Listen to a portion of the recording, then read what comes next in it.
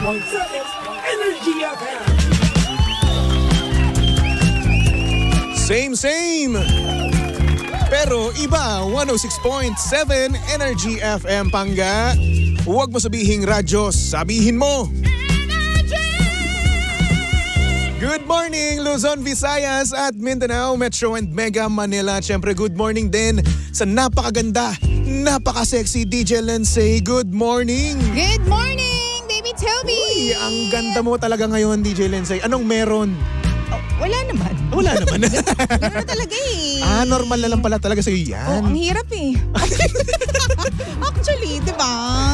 Chareng lang. You're so white today. Oo naman. Siyempre, unti-unti nang nagkakakulay ang aking buhay. Oo. Hindi na ako ngayon puro black na lang. Di ba? Kasi dati kasi, di ba, kung mapapansin mo, puro ako black. Black, gray, black, gray, ganyan. Doon lang umiikot yung color palette ko. Totoo.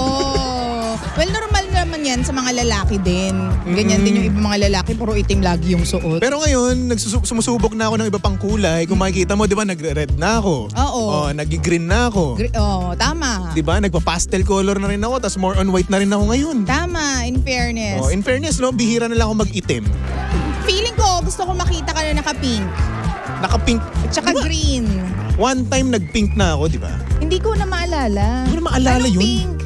Pink na polo shirt. Mamink-mink ba yung polo shirt mo nun? Talaga ba? Hindi ko na nga maalala. Hindi, wala ka ata nun. Wala ako nun. Wala ka nun kasi umalis ka nun or hindi naman kaya, nag-leave ka nun. Oo. Rumakit ka ata nun eh. Sige, lakasan mayaman mo pa. ka kasi. Lakasan mo pa, Toby. Lakasan bakit? mo. Bakit? Ano masama sa pag-racket? Hindi, kapag naman, may leave ka naman, pwede naman. Oo, di ba? Kasi Gamitin syempre, ang leave. dagdagan mo yun. Dagdag Oo. pera. Yaman-yaman Dagdag pambayad sa mga dapat bayaran. Oo. Di ba? So ayun, si DJ Lindsay po ay napakayaman niya. Oy, hindi. Dinidisclose ko na po. Oy, hindi. Sana nga. Sana hindi na ako nagtrabaho kung mayaman Ang talaga monthly ako. income po ni DJ Lindsay, 300,000. Wow! Sana nga. Yan ang pangarap nating lahat. Alam niyo po, kahit hindi po siya magtrabaho, kahit po hindi po siya pumasok, buhay na po siya. O hindi kaya. Ikaw nga, ang dami mong kuya sa sa ibang bansa eh. Bakit? May mga pamilya na nga sila eh. Sa bagay, Hindi nga totoo yan. Napakasinungaling mong lalaki ka. Ay, hindi. Ano lang talagang, syempre, mas maganda kasi Masipag. Baby Tobs yung may ipon. Tama, of Para course. kapag nangailangan, meron tayong bubunutin. Anong bunot na yan? Bunot, yung huhugutin, di ba? Yan ang masarap, yung bunot at hugutan. Hugot. Ang aga-aga, Baby Toby. Bakit anong masama sa paghugot? Kaya nga, maganda nga Huhugot ka ng pera. Sarili mong ipon, yung huhugutin mo. Kumbaga, kapag kailangan ng mga kapatid mo, kapag kailangan ng nanay mo, in case of emergency, no? Totoo. May mabubunot ka. O kaya simple kapag meron kang gustong bilhin na magpapahappy sa'yo, ganyan. Hindi naman pwedeng puro yung ibang tao na lang yung, di ba, pagagandahin natin yung buhay, di ba? Like for example, kung gusto mong bumili ng espada, no? Pwede kang bumili. Ayan, yung espada na yan. Ilan na yung espada mo? Ang tagal niya, hindi pa nga dumadating eh. Ay, naku, nakakaloka. May mga ganyan. Ewan ko rin. Yung akin din ang dalang... ang tagal dumating. Ano ba yun? Ang tagal dumating. Di ba nakakainis kapag excited na excited ka, saka matagal dumating? Oo. Pero pag di mo naman kailangan masyado, no? Doon yung madali na dumating sa'yo mismo. Oo. Tsaka, Nakakainis. minsan, alam mo, may mga riders na hindi sila mapagpasensya. Kasi 3 attempts kahapon may nireport ako na rider. Kasi 3 attempts dapat. Wala ako kahapon kasi kailangan ko umalis na maaga dahil ihahatid ko yung nanay ko tsaka mga pamangkin ko. So sabi ko, Kuya, sorry, kailangan kong umalis ng maaga. Balikan mo na lang ako bukas. Hindi pa siya nakakapunta dito na umaga pa lang yun. Tapos alam mo, kinancel niya. Naku po. Nakalagay dun sa app na yon na pambabae na order rejected ba yon or order rejection keme ganyan. So, report ko tuloy yung rider. Nakakainis kasi yung ganun. ang tagal kong hinintay nun, Baby to. Diba? Yung hinihintay mong naluho mo mismo. Sabihin natin luho natin, no? Pero yun pa yung matagal talagang dumating sa'yo. Hindi mo pa makuha. Minsan talaga, pipilitin talaga nilang hindi sa'yo eh. Hindi maibigay eh. Hindi makapunta sa'yo, di ba? Tapos sasabihin nila or i-disclose nila doon sa app na yun na alam mo na failed delivery. Oo. Hindi daw makontak. Wala naman tumatawag sa'yo. Totoo yan. Yun yung nakakainis eh. Tapos tandaan nyo ha, kasi kahapon nagtanong ako, 3 attempts pala yan, Baby Tobes, bago tuluyang ma-cancel na yung 3 order attempts? mo. Oo, 3 ganun attempts. pala. Oo, maganda nga. Mabuti na lang pwedeng mag-report talaga ng mga nangyayari. Kasi nung una, hindi kasi ako sanay dun sa delivery. Courier ba yung tawag dun? Siguro. Oo, So, yung mga- tama. Oo, yun. So, first time ko yung mga nakapula na ganon. Basta, ayun. Basta pwede naman nating i-report. Huwag kayong tatahimik Yes. lang para malaman ng kanilang mga kumpanya na may ganong mga nangyayari. At syempre naman sa mga carrier naman, no, sa mga riders din naman, no. I know napakahirap po ng trabaho Totoo nyo. naman po. Sobra po, naiintindihan po namin 'yan. Pero sana Super. rin naman po, kami po nagtatrabaho din naman kami, Oo. 'di ba? At ginagawa po namin ng maayos yung trabaho po namin. Sana rin naman magawa din naman po ng maayos yung trabaho rin po. Oo. 'Di ba? Hindi po namin na sinasabi or in-invalidate po yung nararamdaman nyo, no. Pero yun, nagtatrabaho lang din naman po tayo pare-parehas. True. So, maging patas lang po tayo. Yes. Tsaka buti sana, Baby Tobs, kung luho yun, pero regalo kasi yun sa pamilya regalo. ko. Oo, na hindi pa tumadat. Lagpas na. Ilang araw na lang mag-1 month na bago yung Pasko. nga. So, yun, regalo yun sa mga mahal ko sa buhay. Kaya Diba? talagang nireport ko kasi nga, yun. So ayun, nananawagan po ako sa kung ano man po yung binili ni Espada. Lindsay. Oo nga, sana may-deliver Maibigay nila agad kasi ang tagal na po ng Pasko. Oo, sabi naman mai-deliver daw. Mai-deliver naman. Kasi kahit rejected na siya dun sa app, Oo. igagawan daw nila ng paraan na ma-deliver Buti naman na sumasagot Oo. yung seller. Kasi minsan may seller na hindi sumasagot eh. Ano to, yun yung mga nagde-deliver to, Baby Tobes. Okay, sa kanila pala talaga. Oo, yung may van sa dulo. Okay, sige. Yun. Alam nyo na yun. Okay. Wag na natin pag-usapan. Oo. Baka Wala lang, sinabi ko lang. Ma-disclose pa natin yung pangalan. Hello ng sa inyo na dyan. yun, di ba? Alam mo na, yung bunganga ko, medyo madulas. Oo, medyo naisisigaw mo nang wala sa oras. Oo, di ba? Nasabi ko nga, napakayaman mo, di ba? Yung Hindi. total earning mo ng 1 month, nasabi ko nga. Hoy! Hindi nga totoo yun. Diyos ko, sana nga, deliver ko kayo araw-araw ng breakfast kung ganon. Ay! Oo. Ito pala nililibre mo ako. Wala nga kasing ganon. Okay, anyway, DJ Lindsay, no? Pag-usapan na natin yung ating message sender, no, na kung saan etong taong to ay meron daw, pakilig lang daw sa kanya. Ay, ganon. Pakilig. So ngayon, bakit ba may mga babae, no, na pakilig lang sa mga lalaki? Eto na naman tayo, mga babae na naman. Kayo mga lalaki, ganyan din. Hindi, syempre, ibalik mo rin sa akin yung tanong. Bakit may mga lalaki sige. na pakilig din? Tulad nung kwento natin kahapon, yung pinag-usapan natin kahapon, pinupursula, ang tawag dito, pinupormahan lang pero hindi kinokomitan. Well, kaming mga babae kasi, siguro tulad din ng ibang normal na tao, syempre tinitest lang namin din kung meron ba kaming mararamdaman na spark or mag-gel ba tayo. Kasi kung hindi, edi syempre hindi namin itutuloy. Kayo ba? Hindi, may tanong pa ako sa'yo, may follow-up pa May ako. follow up pa ba? Ano ba yan? Pero bakit minsan, Oo. no? Ang nangyayari kasi, nila-love bomb nyo yung ibang babae, yung nila-love ibang bomb nyo yung mga lalaki.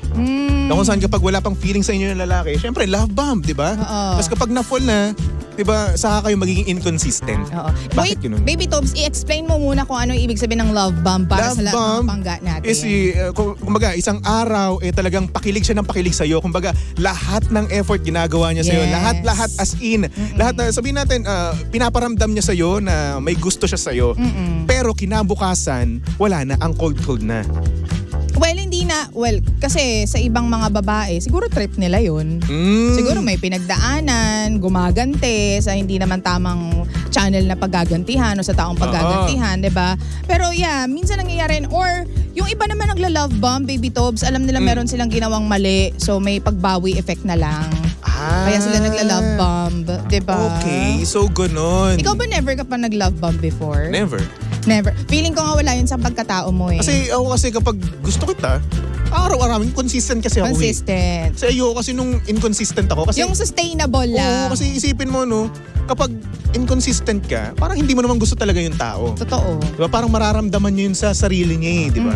So ngayon, ako, mas gugustuhin ko na consistent ako sa tao. Oo. Sa taong gusto ko, Yung mga simpleng galawan lang pero sustainable ng Yes. long term, no? Mas maganda yung ganyan kaysa nagla-love bomb ka. Isang araw lang, 2 araw lang, tas after nun, wala na. Wala na. Minsan Diba?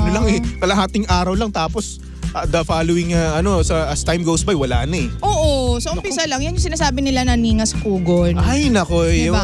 Very, very wrong. Alam mo, nakakaano yan, nakaka-apekto yan sa mental health ng nilalove bomb mo. Oy, totoo. Kasi syempre mapapaisip yan eh. Oo. Mapapa-overthink yan. Ay, bakit ganito ganyan kahapon tas ngayon ang cold-cold niya na sa akin? Diba? Bakit ganun, di ba? Kasi syempre iisipin yung mga bagay-bagay eh. Gusto niya ba talaga ako? Di ba? O hindi naman kaya pinagtitripan niya lang ako? Friendly lang ba talaga siya? Yun yung mga maiisip niya eh, di ba? Totoo, baby tobs. Well, sa ibang mga babae, tulad na sinabi ko, tinitingnan nila kung ma-match ba yung binibigay nilang pagmamahal or attention dun sa lalaki. Kasi once na hindi nag-match, yun nga, hindi namin itutuloy. Di ba? Meron din naman mga babae na nantitrip lang, di ba? Para makuha yung gusto nila. Nako. Kaya sila nagla-love bomb. Then after nun, wala na. Di ba? May mga ganyan din lalaki naman, di ba? Hey. Lalo na kayo, di ba? Lalo na kayo. Yung ibang lalaki. Wag mo kay damay kasi dun sa kayo, damay ako dun. Hindi.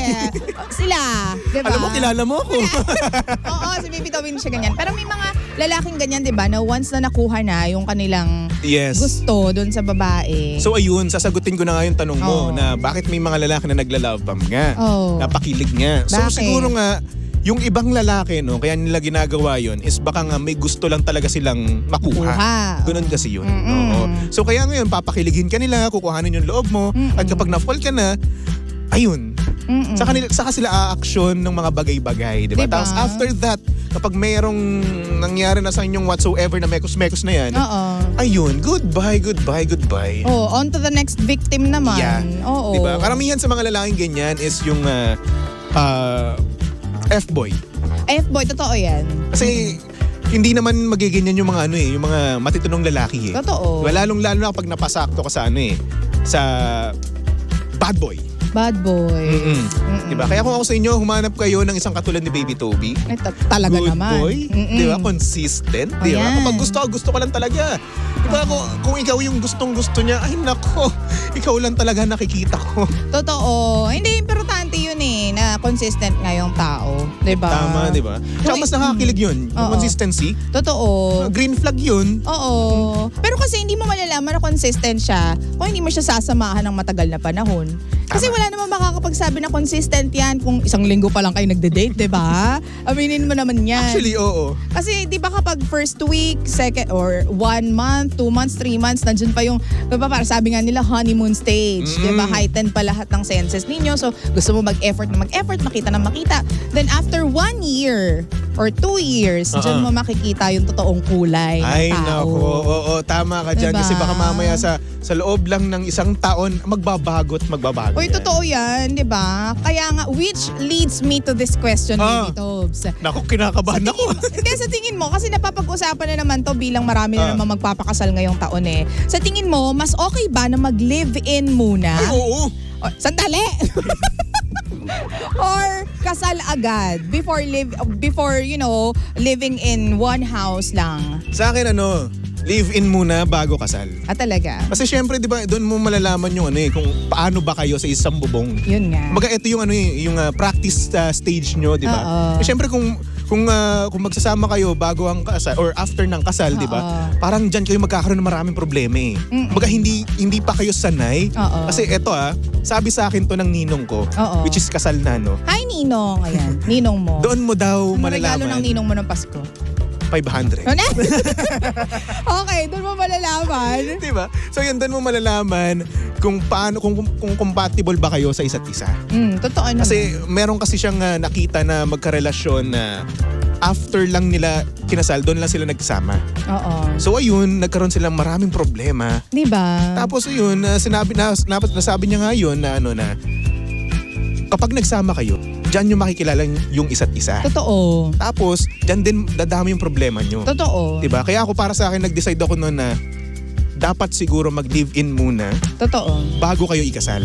Kasi Baby Tobs, may mga may mga nagtataas ng mga, ang tawag dito, paniniwala nila na hindi nyo man lang binigyan muna yung importance ng sacrament before living in together. You have to be married first. Ganyan. Kasi kailangan yung pahalagahan yung pag-iisang dibdib ng mga tao. Ganyan muna. Ano ba iniisip nyo gagawin kapag nagle-live-in? Hindi, yung iba kasi diba hanggang ganun lang tas wala nang nangyayaring kasal. Okay. Aminin mo yan. Oo, meron niya mga ganun. Oo. O na nagle-live-in pero naghihiwalay din naman. Oo. Ay, naku. Okay lang. Alam mo, Baby Tobs, para sa akin, okay lang. Kasi Tama. ibig sabihin nun, hindi talaga kayo magiging swak. Diba? Kesa naman sa hindi na nga kayo okay ng live-in kayo, nag-aaway kayo sa maliliit na bagay, hindi pala kayo magkasundo financially sa mga gastos. Tapos itutuloy nyo pa sa kasal. Diba? Isipin mo, ito nga yung practice stage nyo eh. Totoo. Doon nyo malalaman kung okay na okay ba talaga kayo na mag-partner, diba? Kasi syempre, once na gumawa na kayo ng pamilya nyo mismo, diba? Dapat teamwork yan. Hindi lang yung isa yung gagalaw, no? Diba? Like for example, yung asawa mo lang yung magluluto, maglilinis, lahat ng gagawin. Tapos yung partner mo naman, nakatunga nga lang, nanonood lang ng TV, pangit naman yung ganun, di ba? Totoo. So ikaw ba, papakasalan mo ba yung ganun? Di ba? Hindi mo man lang mautusan maghugas ng plato, magbaba ng basura, ganyan. Para may pinaghuhugutan Di dyan. wala naman. Di man lang magkusa, ganyan. Di ba? Kayong mga lalaki, aminin nyo pag naharap kayo sa mga computer ninyo. Oy. Hindi, aminin mo. Kapag naharap kayo, halimbawa, lalo na yung mga first to second hour ninyo ng paglalaro, ang hirap nyong utusan. No? Hindi. Oo. Hindi nga Hindi totoo. kasi, depende kasi yan eh. Oo. Eto kapag kasi yung nilalaro niya ay online, hindi mo naman mapapost yun eh.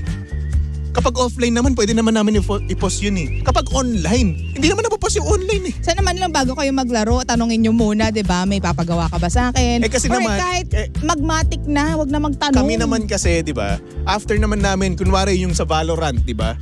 After naman yung mga ilang minuto rin naman, gagawin din naman namin yun eh. Ito pa mga lalaki, mga sakit ninyo. Kapag naglalaro kayo, kahit ano pang laro yan, ML, NBA, Valorant, ang hilig ninyong sumagot sa aming mga babae, na kapag pagsagot ninyo, uulitin nyo ulit pagkatapos ng laro, ano yung ganito ulit? Alam mo yun, nakakainis. Alam mo, hindi ko pa na-experience yan eh. Usus! Hindi diba? pa nga. Yung sumasagot sila pero hindi nila alam kung anong sinasagot nila. Tapos tayo naman, akala natin okay na. Yun pala kasi, hindi pa rin. Kasi isipin nyo naglalaro kami, focus kami doon. Tapos ito, aaminin ko na. Sumasagot lang kami para lang matapos na. para hindi na tawag dito, hindi nyo na kami abalahin. Aaminin ko yun. Oo. Nakakainis. Alam mo naman yung wag na kayong sumagot, sabihin nyo na lang, wait lang, maglalaro muna ako, mamaya ako aayusin yung mga yan. Yun na lang yung sabihin ninyo, hindi yung sagot kayo ng sagot, tapos hindi nyo naman papaulit nyo rin naman sa amin mamaya. Or worse, mali ninyo magagawa yung mga pinapagawa namin. Yung kapatid ko, naglalaro ako Valorant. Pumasok sa kwarto ko, sabi, kuya, bagay ba sa akin to? Hindi ko pa tinitignan. Sabi ko, oo. Nakakainis ka sa part na yun. Tinatanong nga yung opinion mo eh. Sabi ko, oo, bagay sa'yo, okay na yun. Diba? Kaya tayong mga babae, girls, kapag naglalaro sila, huwag na kayong umasang makakakuha tayo ng tamang sagot. Kasi wala silang kwentang kausap kapag naglalaro sila. Hindi naman. Hindi nga kayo makasagot ng maayos eh. Uutusan kayo, sasagot kayo, oo, tapos hindi nyo naman gagawin. Magtatanong din kayo pagkatapos. Iba kasi yan. Ako, gagawin ko yun. Pare-pareho sila kapag dating sa laro. Hindi. Ganyan. Ako, hindi ko malalaman kung ganun ba ako o hindi kasi hindi ko pa man na-experience eh. Kapatid ko kasi yun. Kapatid ko, kilala ko na matagal na. Eto pa. Kakain yung babae. Inaya yung lalaki. Kain na tayo, ganyan. Sige, hindi pa ako gutom. Nagtampo yung babae. Sige, kakain na lang ako mag-isa.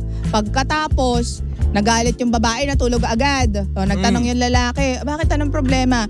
Hindi, kumain ako mag-isa. Kasi nasa finals ako nung eme-eme na yan eh. Sige na, doon ka na sa finals, maglaro ka na ulit. Natulog na lang siya. Natulog siyang sa Wii. Ganyan, nakakainis. Tapos nung nasa kalagitnaan, ang sarap ng tulog, saka maglalambing yung lalaki. Kuya Romel, ano ba ginawa mo Lindsay? Ay, hindi ko sinabi na si... Kayamot. Kakainis. Sana hinintay mo din pagkatapos ng laro niya. Alam nyo naman kayong mga lalaki, pag naglaro kayo, kulang ang 3 oras. Hindi. Finals sa NBA. Matatapos tournament na yun. Yata yun? Tournament ka. Matatapos na rin yun.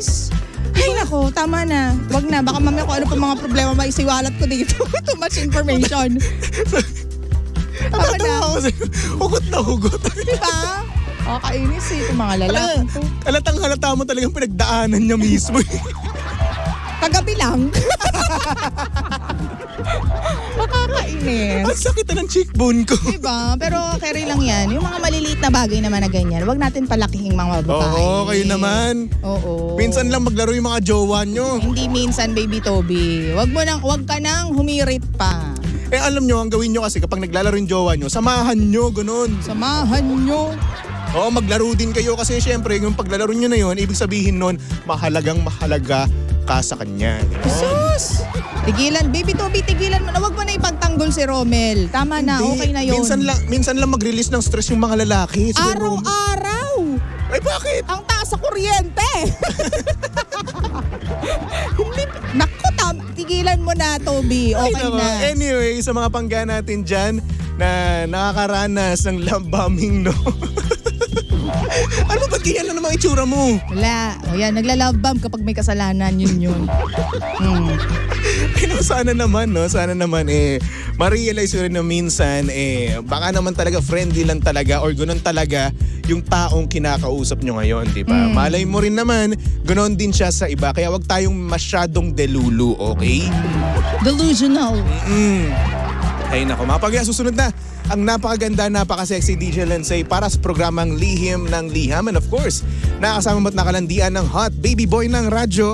Walang iba kundi si Baby Toby. At syempre si Baby Toby ay pwede mong stalk sa lahat ng kanyang social media accounts. Hanapin nyo lang Baby Toby 1067, okay? Pangga, balik tugtugan muna tayo. Tumutok lang dito sa number 106.7 Energy FM. Pangga, huwag mo sabihing radyo, sabihin mo.